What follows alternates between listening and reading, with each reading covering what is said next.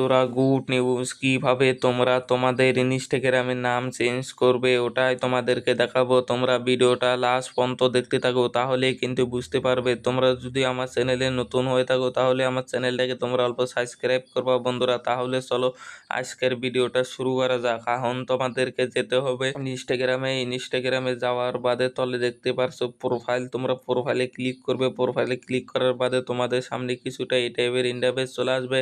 তোমরা উপরে দেখতে পারছো থ্রি লাইন, তোমরা থ্রি লাইনে ক্লিক করে দিবে। দেওয়ার বাদে তোমাদের সামনে কিছুটা এই টাইপের ইন্টারফেস চলে আসবে।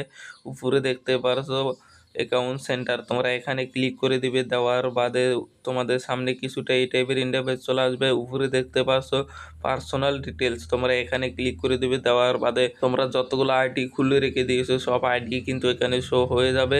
তোমরা যে আইডির নামটা চেঞ্জ করতে চাও ওই আইডি ক্লিক করবে। ক্লিক করার বাদে উপরে দেখতে পারছো নেম অপশন, তোমরা নেম অপশনে তোমরা তোমাদের নাম দিয়ে দিবে। দেওয়ার বাদে তলে দেখতে পাচ্ছ সেভ অপশন, সেভ অপশনে তোমরা ক্লিক করে দেওয়ার লগে তোমাদের আইডির নাম কিন্তু চেঞ্জ হয়ে যাবে।